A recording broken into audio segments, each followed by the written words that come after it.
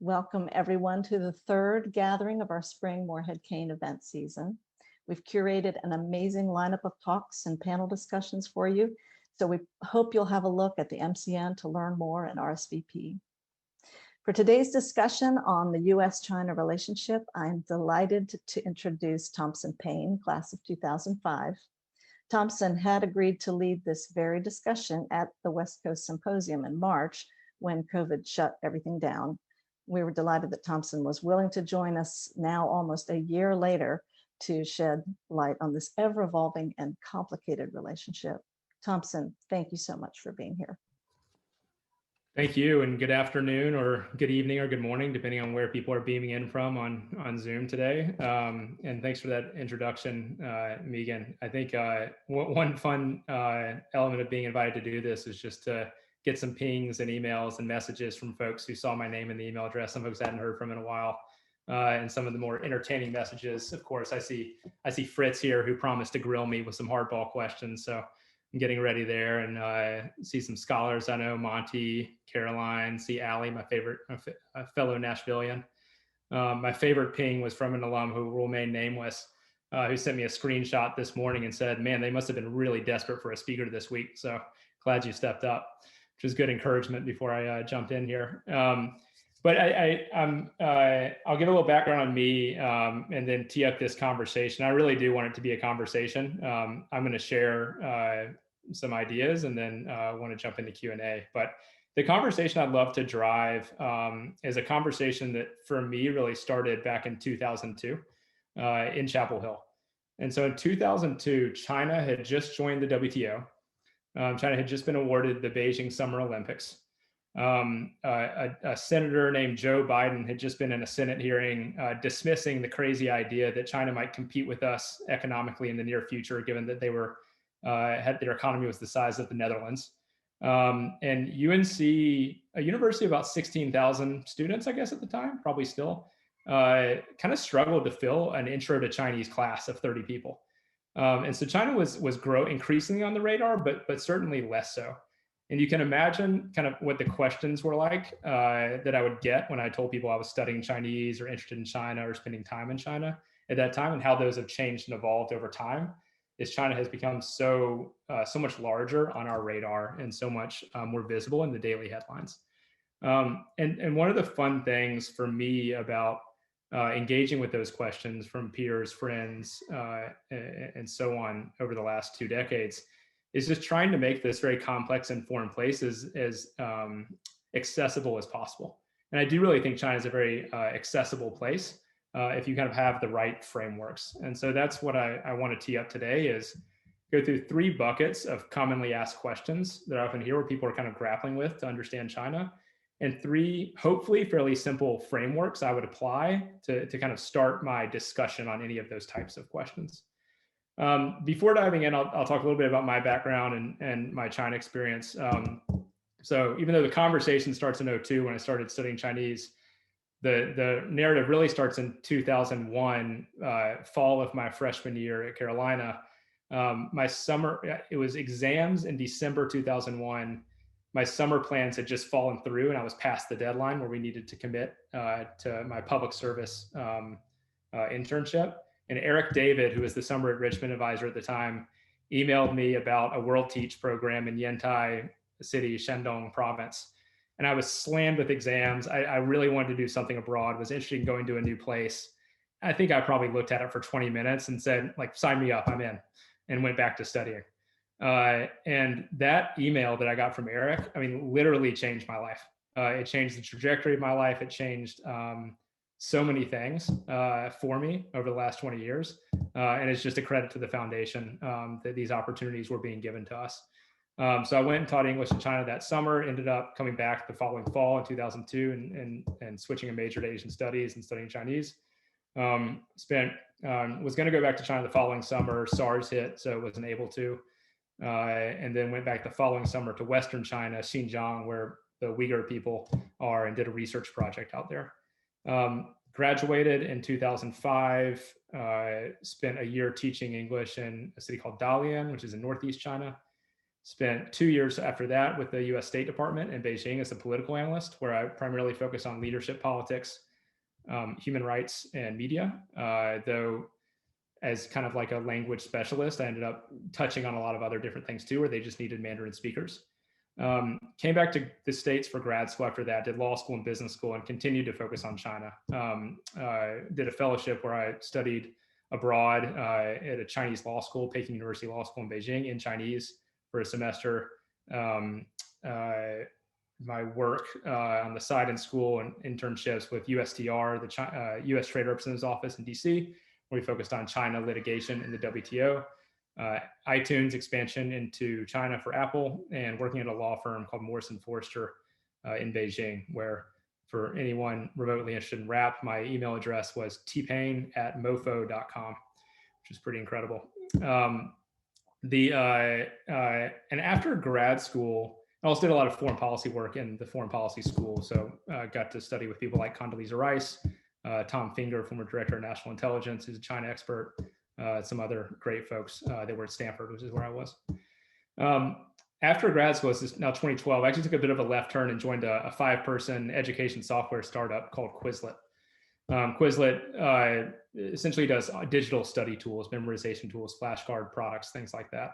And one of the things I was so excited about doing at Quizlet was taking Quizlet to China and driving international expansion in Asia, but China specifically. And for a lot of reasons that I'll touch on, that ended up being impossible.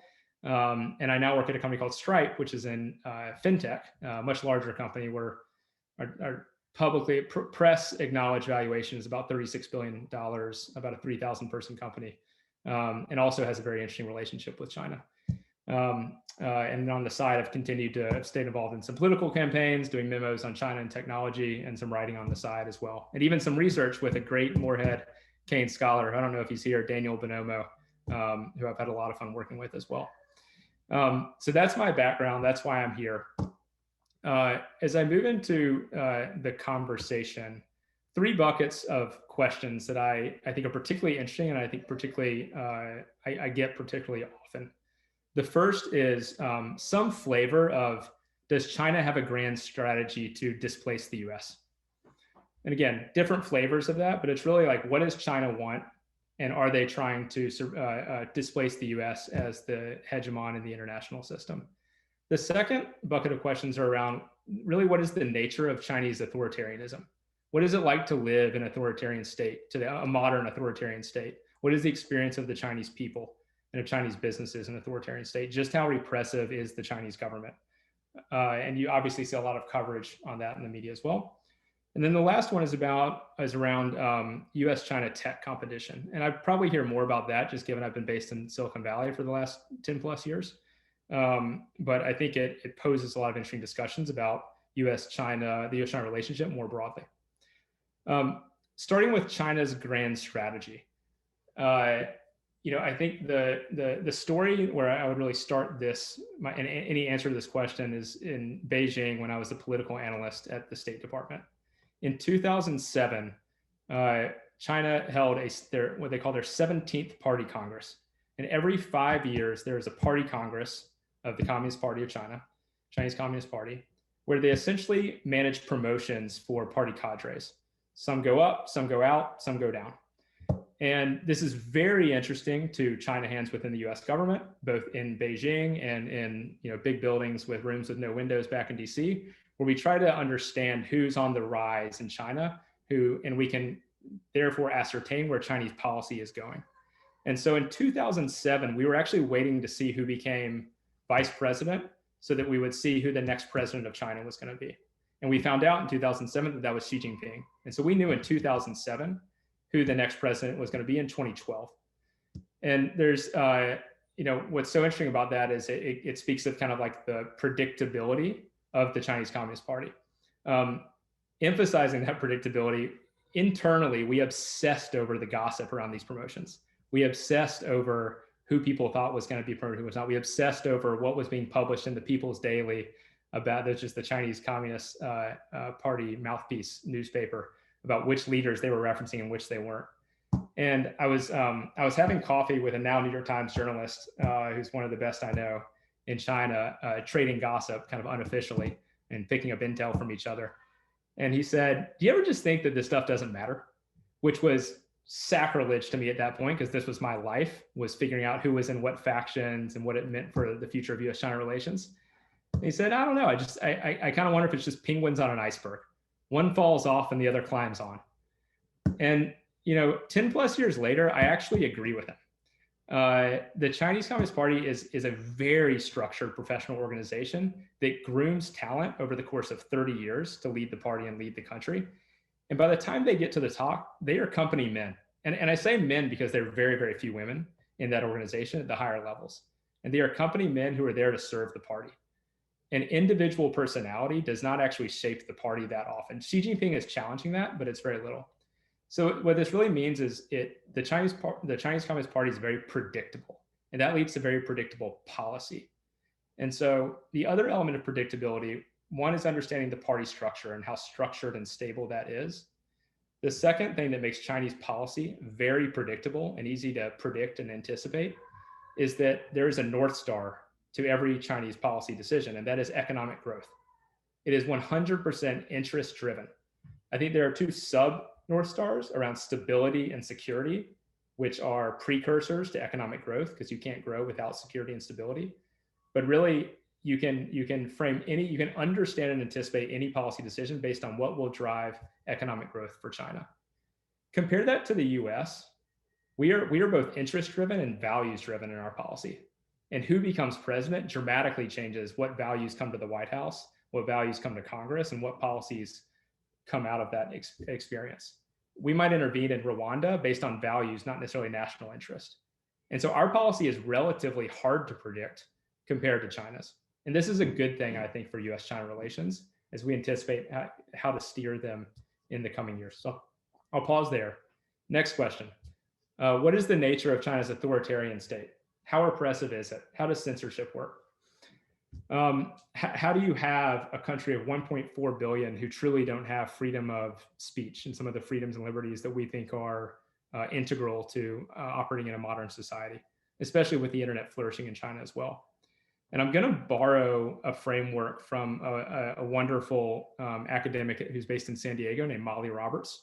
She has written a book on Chinese censorship, and her framework are easy to remember, the 3 F's: force, fear, and flooding. And force is the one that you're going to see in the news headlines the most. There are 2 articles just this week in the New York Times about forceful censorship in China. One is about a businesswoman named Geng Xiaonan, who was critical of the Communist Party very publicly. And she's now being investigated for illegal business activity and will probably go to jail for 5 to 10 years. And that is an example. And actually, the second example is Clubhouse, a Chinese US social media app, which is becoming very popular, which was just banned in China this past week. And so those are examples of forceful censorship, where the government actively intervened to shut down free speech for an individual or a company. That, if you think about censorship as kind of a pyramid in China, force is at the very top, but it's the least used form of censorship in China. But what it does is it draws a line, and it shows where that line is that you do not cross for everyone else in China. There's a Chinese classical idiom that is probably overused when we talk about censorship and crackdowns. It's to kill a chicken to scare the monkeys. And so the fear is where you kill the chicken and show the monkeys where the line is that they can't cross. And that's where you move down to fear. And so fear is what drives self-censorship. And a very concrete example of fear would be a close Chinese friend of mine I was texting with probably a year and a half ago. Again, old friend. I was probably using unprofessional language, and I basically said, "To hell with China," on a topic we were discussing. And he said, whoa, are you trying to get me kicked off WeChat, which is the texting platform we were using? And so this is someone I can have a very open conversation with over dinner, but he won't even be critical of the Chinese government on a private messaging app because he knows there are lines you don't cross. The third example, that's fear, self-censorship, which is, I think, by far the most pervasive form of censorship in China. And the last one is flooding. So what is flooding? Flooding is actually something you see in US social media, but not by the government, which is where trolls will flood information, negative or positive, on a certain topic over Twitter and Facebook. The Russians tried versions of flooding in the US election in 2016 and probably 2020 as well. How this works for the Chinese Communist Party is when a negative event happens that could reflect poorly on the Chinese Communist Party, they flood social media and standard media channels with positive news about the Communist Party or about the government. And a great example of this was when COVID broke in Wuhan. So there was a doctor who's now quite famous named Li Wenliang, I believe, based in Wuhan, who tried to expose what was happening before it became more widely known in public, that a virus was growing in Wuhan. It was going to be a threat to global health. He was censored heavily. I need to get the details. I think he lost his job. He ended up dying of COVID. And he kind of became a martyr to the other folks who were critical of the Chinese Communist Party and their handling of COVID. So first, the government exercised force by censoring Li Wenliang. Second, fear. They showed other doctors where that line was, so they better not cross it if they don't want to lose their jobs. And third was flooding, where when Li Wenliang started blowing up in social media, this topic of him as a martyr for the anti-Communist Party folks, they started flooding the news and social media with stories of positive government efforts to address COVID.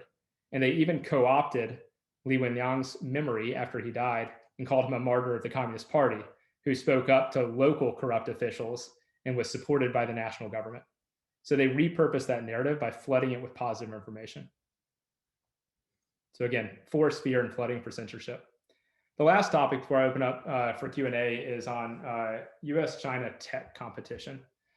I think the best way to address or to start that conversation is thinking about one, how has China developed a completely separate, well, one, China has a completely separate internet ecosystem with their own version of Google, their own version of Amazon, and so on. And there really is increasingly a wall between the two, the rest of the world's internet and the Chinese internet. So how has this come about and why does it matter? How it's come about is, I think the standard headline you would see on this is, well, they block Google, they block Facebook, they block Twitter. And I think, sure, that's true of social media companies, which are just one subset of tech.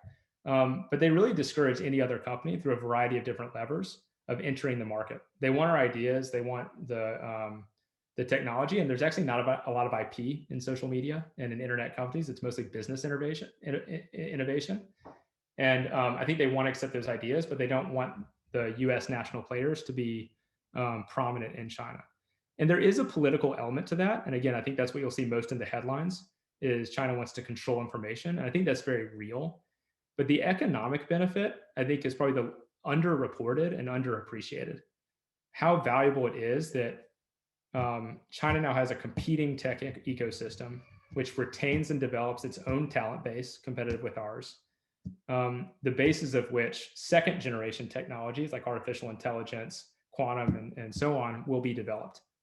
And I think, you know, the reason that is so valuable is it enables them to invest in these second generation technologies and really compete with us on the talent piece as well.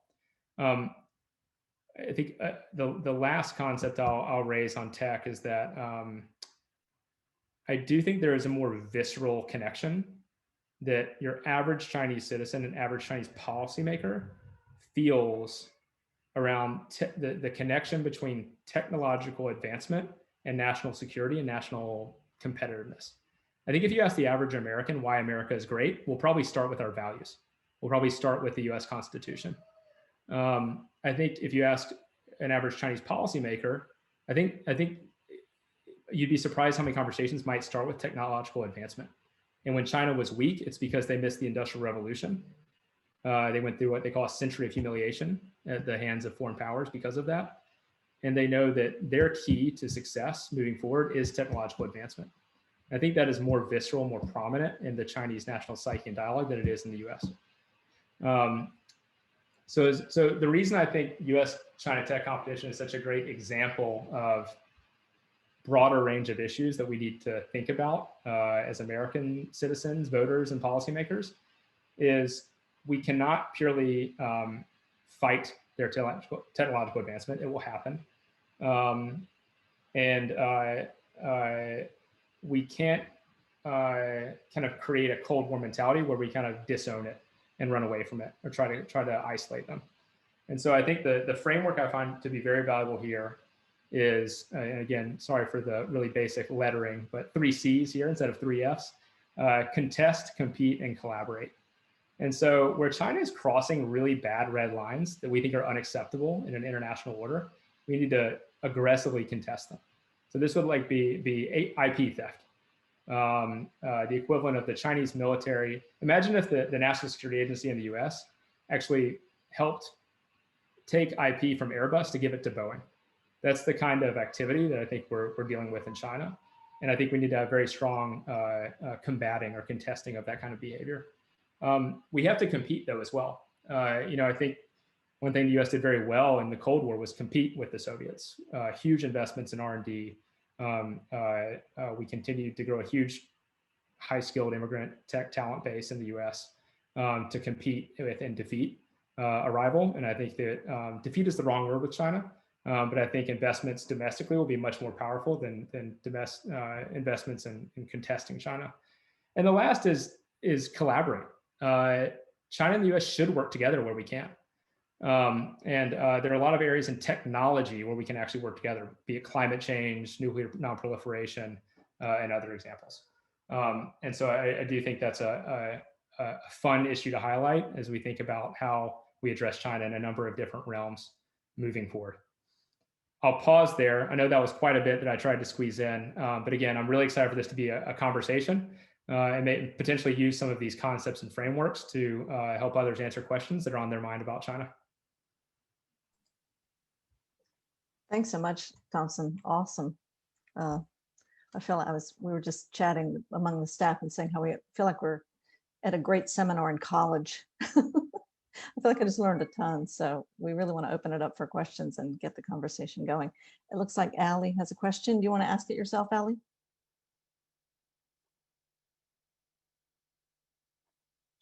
Allie Polk, did she hop? Okay, she hopped. Okay, let me ask.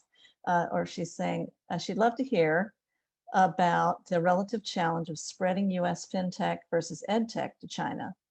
And she also wonders about the education culture in China, particularly around the Gaokao. I don't know how to say that. Thanks again, and she sends her best to your family. That's Allie Polk.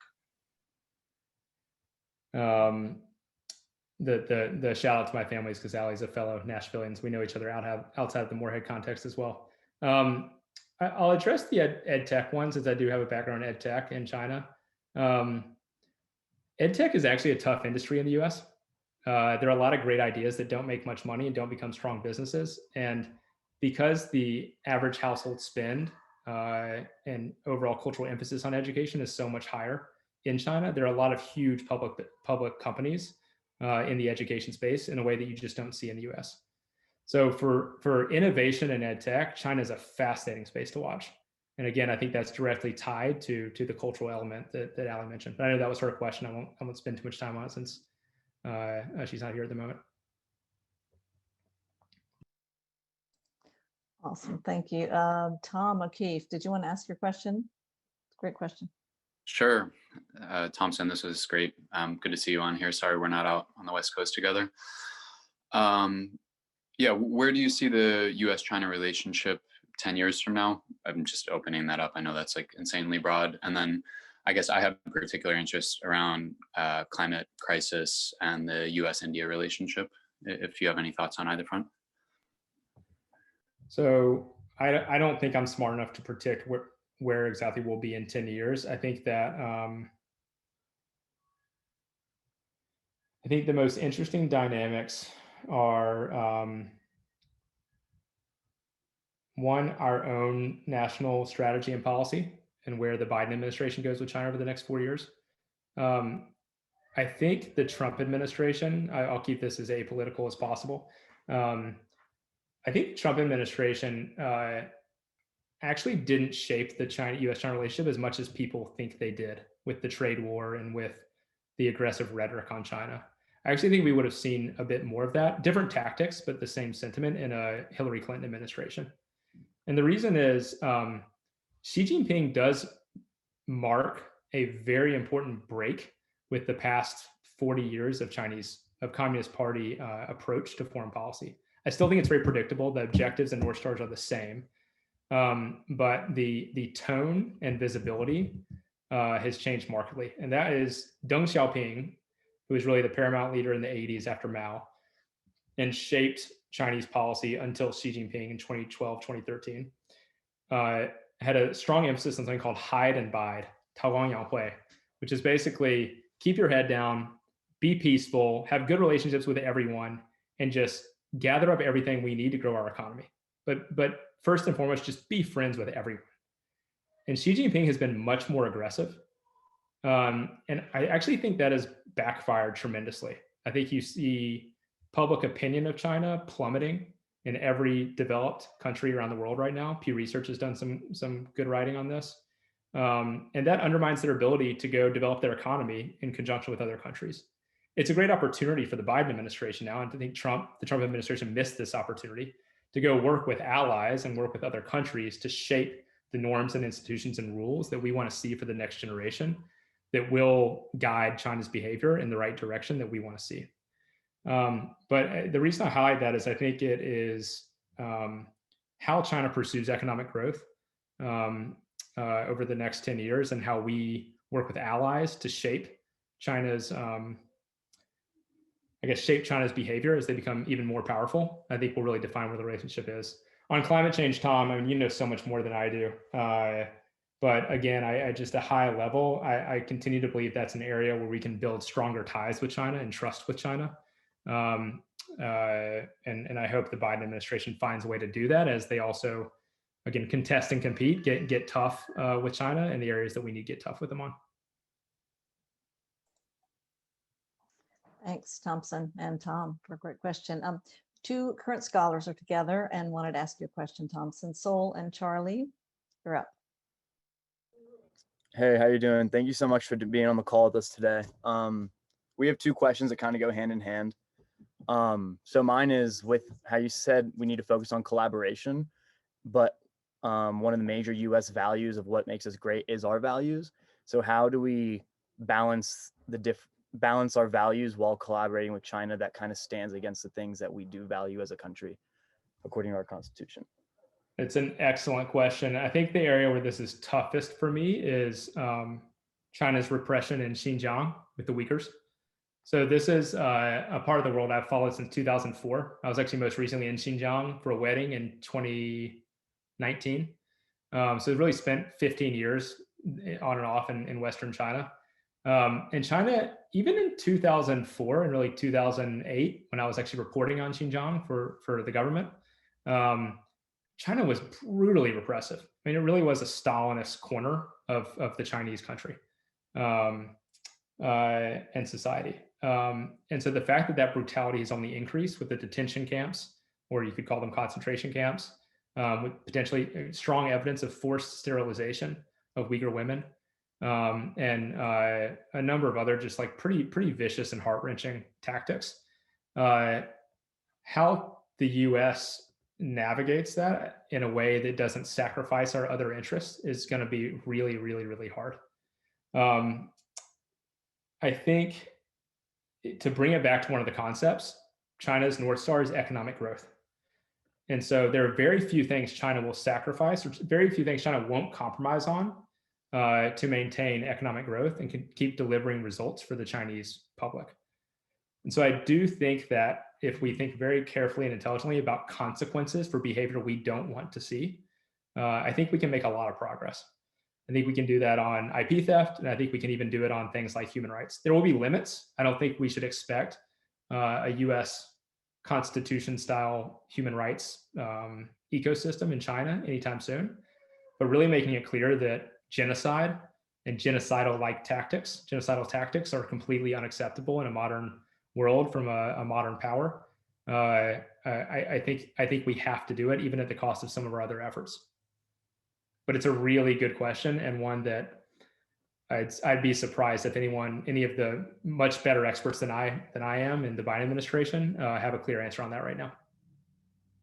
Yeah, thanks for that, Thompson. And I suppose my question possibly might warrant the same response, but a bit tangentially, I'm curious to know your thoughts about how this balance of trying to collaborate with China and how we can balance that with the surrounding countries that maybe disagree with that collaboration. For example, like what comes to mind for me is Vietnam's relationship with China. And so how does our collaboration with China affect our relationships with these surrounding Asian countries and that sort of thing? Also a great question. I won't claim expertise on Vietnam, though I would, my second boss in the State Department, this is a shameless tangent, posted a tweet yesterday doing a rap with a Vietnamese rapper. He's now the U.S. ambassador to Vietnam.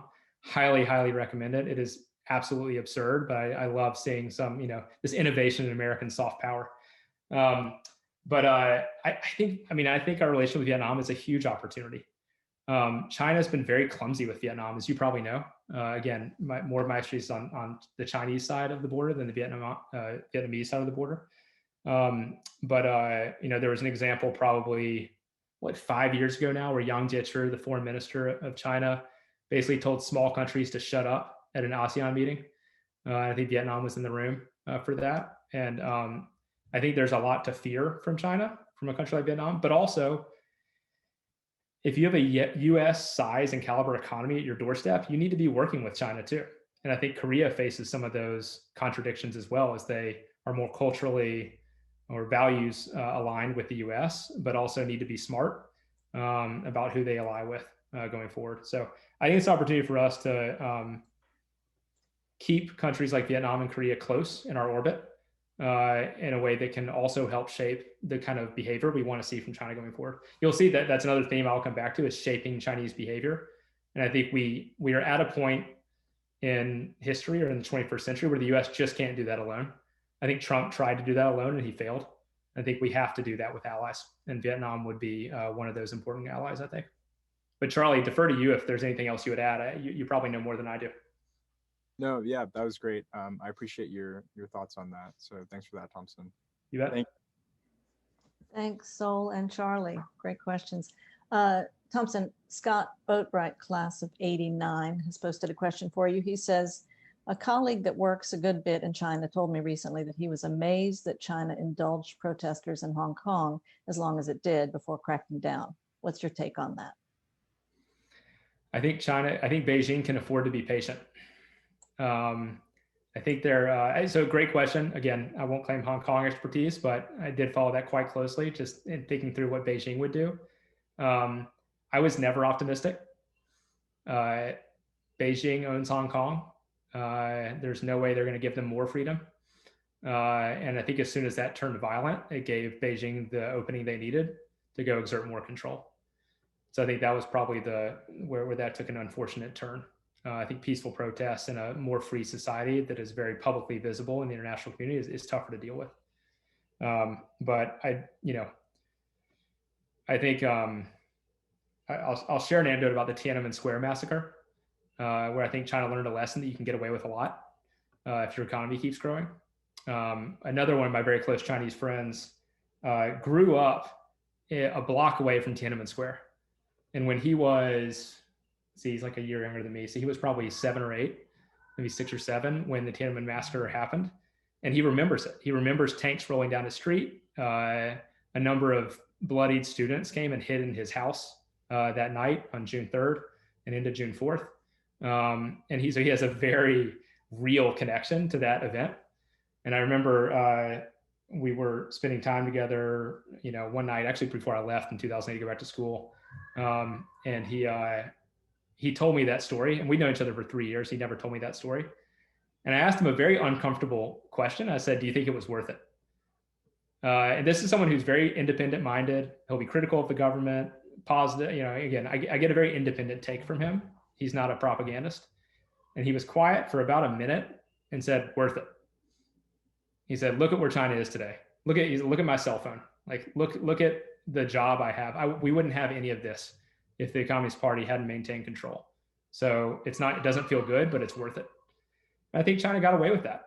And I think that they knew they would get away with something similar in Hong Kong, even if it was a bit more public. But I also think they were patient enough where they didn't need to go in with a Tiananmen style massacre. I think they're going to use the facade of law to go after with these rule breakers and troublemakers now. Great. Next up is Ben Humphreys, class of 22. Yeah, hi. I think my question was mostly addressed already. It was also about balancing working with the Chinese government with like, human rights abuses and differences in values.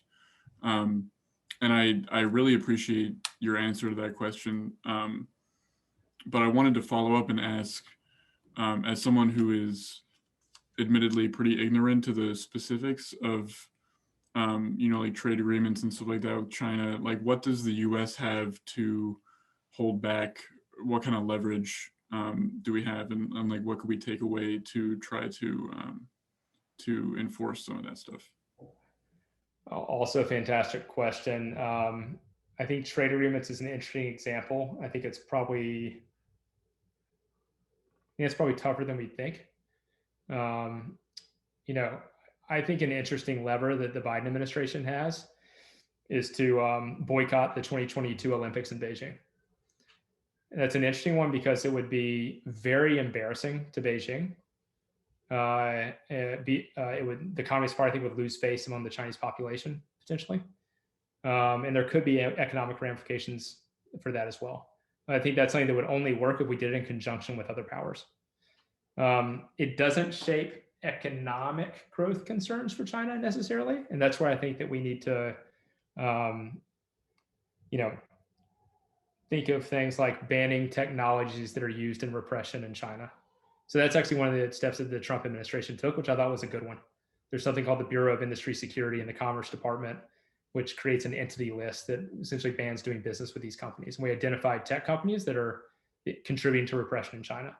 And that has a very clear consequence on the economic output of important technology domains and companies in China. So I think probably those more targeted approaches versus trade agreement wide approaches on the economic side are probably going to be more valuable, more effective.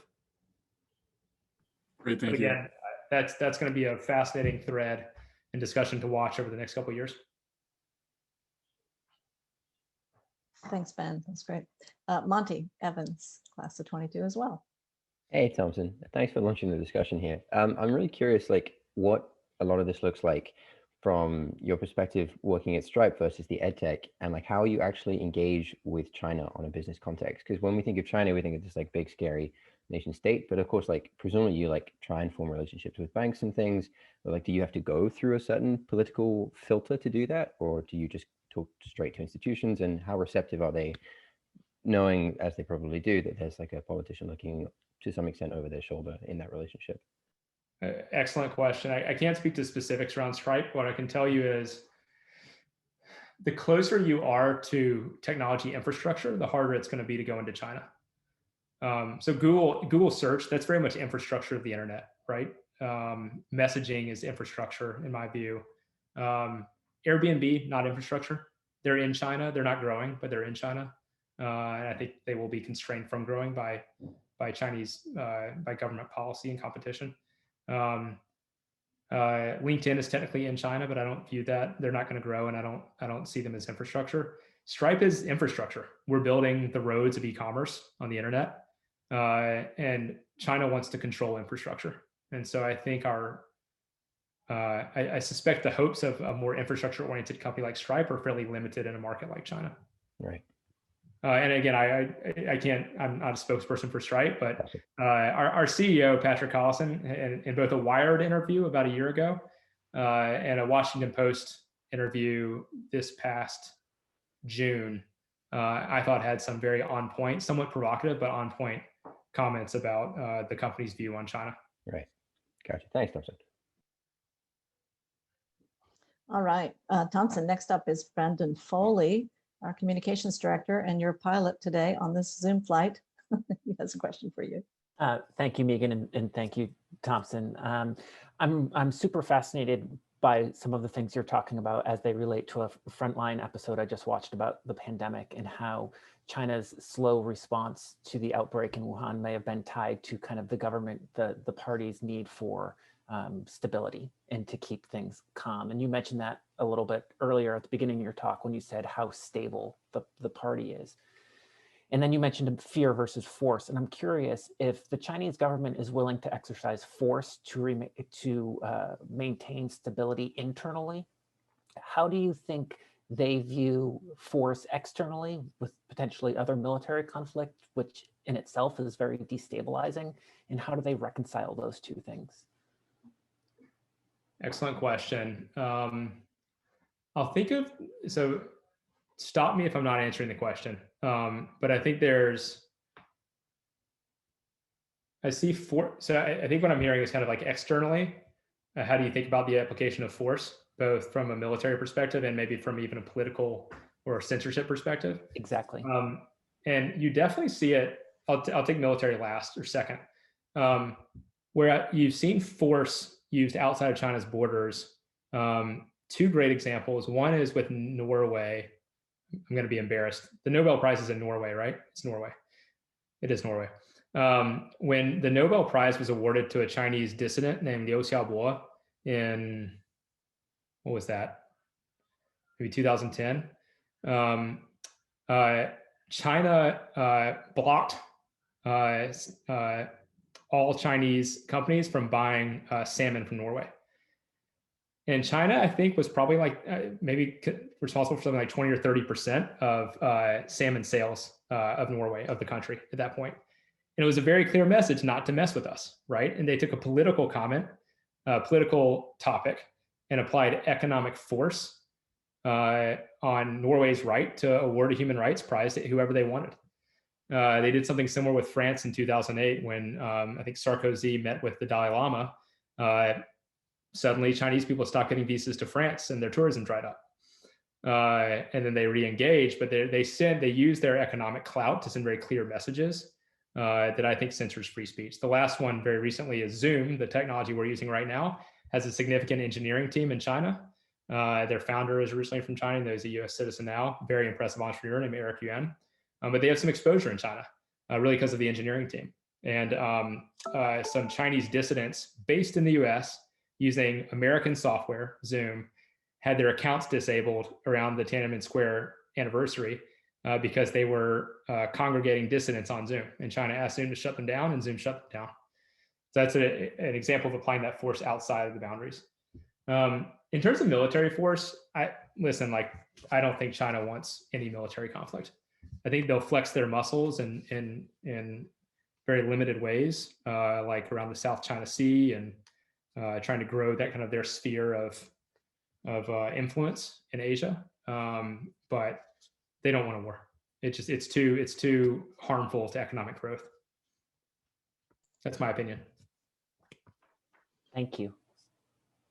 Great. Next up is Chuck Lovelace, class of 77.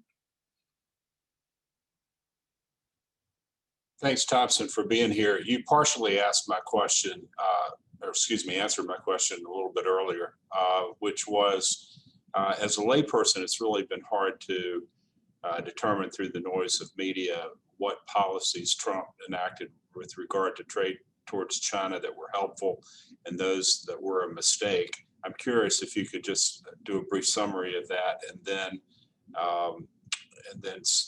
say what Biden would be smart to do to carry forward some of the policies that Trump started. The second question I have for you is, when I visited you in China many years ago, you showed a copy of your YouTube video where you were lip syncing a very popular song. And I was wondering if you could share that with the group through chat, the link to that. Happy to. Thank you so much for bringing that up. That now has a whopping maybe 12,000 views after 13 years on YouTube. Happy to share that though. Your question about the Trump administration's policy in China, again, I don't think, maybe the right framework is kind of like short-term rational versus long-term strategic. I think there were some short-term, not crazy tactics that the Trump administration took towards China. I do, and again, I think this is an apolitical point of view. I think my view on Trump is that all policy decisions were optimized for headlines and not for impact. And so I think he liked the headlines of being tough on China, but the strategy and actual impact of those policies were not very well thought through. And so, one example of that is our semiconductor policy.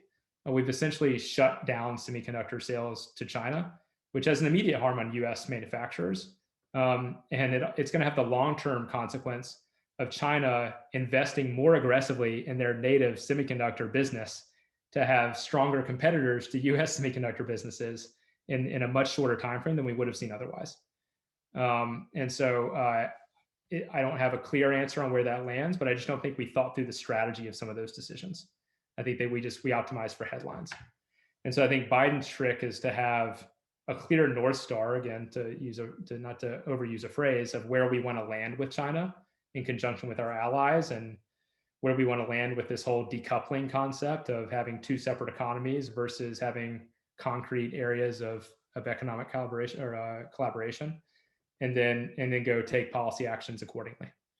But again, I just think that long-term strategic point of view of where we want to land is so crucial. And it might lead to some short-term policies that are less satisfying and are less kind of tough on China. Thompson, next up is Sophie Cho, class of 2023. Hi, thanks for being here. So China's middle class is growing like there has never been any country with that amount of growth. So it leads me to two questions, one of which is, does that pose a competitive threat to US economy and other countries' economies? And then also, how does that impact global politics? Because for the first time in history, this booming middle class isn't from a democracy. That's a great question. I think the examples I gave where China uses its economic clout to force behavior outside its borders, I think that without the US government and US allies enforcing norms and rules around that kind of behavior, I think we should expect that to continue. And the big pieces there is China, as the middle class grows, it will become more of a consumption-driven economy, which means American manufacturers, French manufacturers, Vietnamese manufacturers will need access to Chinese consumers. And so that clout will only grow over time. So I think you're honing in on one of the key elements in this discussion. It's a great question. Thompson, Bob Carter, class of, go ahead. Yeah. Oh, sorry, just one comment, because you mentioned the Chinese middle class. I hope one thing I'm not doing here is overgeneralizing China. I think China is as complex as the US. And I think it's hard. I think it'd be hard for any of us to describe the US culture, economy, zeitgeist in any consistent way across a lot of bright and engaged people. I think China's very similar. And I think it's hard to have your finger on the pulse of America today. I think it's actually very hard for even China policymakers and journalists to have their finger on the pulse of China. It's just such a dynamic, fast changing place. And you talk about the middle class, Sophie. I think the cultural and economic and social attitudes that middle class develops over the next 10 to 20 years could possibly shape China's future in a very strong way. It'll be fun to watch. Thank you. Thanks, Sophie. Dr. Bob Carter, class of 59, is up next. Thank you. I may be the oldest scholar, it looks like, looking at this crowd.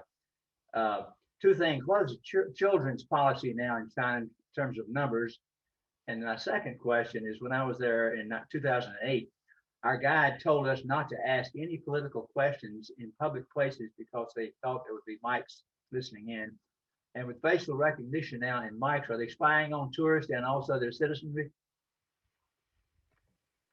I'll answer those backwards. So are they spying on their citizenry? Spying, again, if you think about kind of the 3 C's, what does spying mean?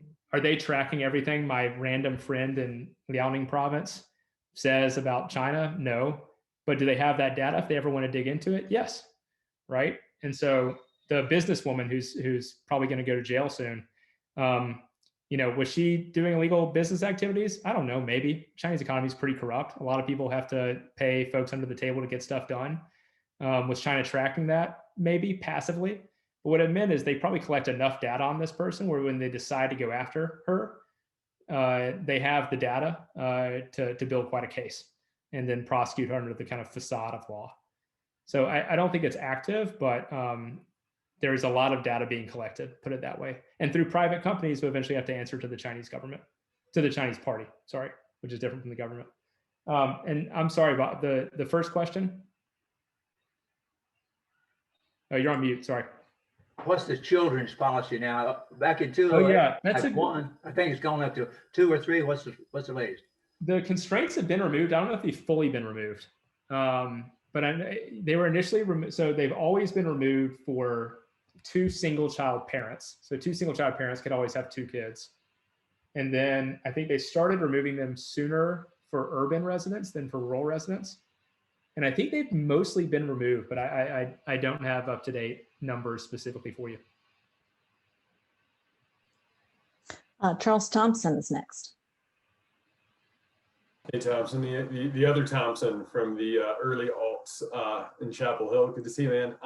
Likewise. Question, I think, also kind of dovetails with Sophie's great question, and a lot of it is, you pointed to sort of cooperation with allies and how critical that would be in sort of galvanizing some sort of, you know, concerted global effort to pressure China into reform, either on human rights or sort of trade policy abuses and some of you know, some of that stuff. I mean, I've always been dismayed, just as a pure outsider, you know, complete amateur here, viewing things. It seems like everybody has this backwards, that the whole world is watching this with some outrage and thinking, gosh, somebody should do something. I mean, do we feel like there is any realistic hope of meaningful concerted effort for all these folks that fear economic retaliation to sort of band together and force some of these human rights reforms and perhaps some of the same economic reforms?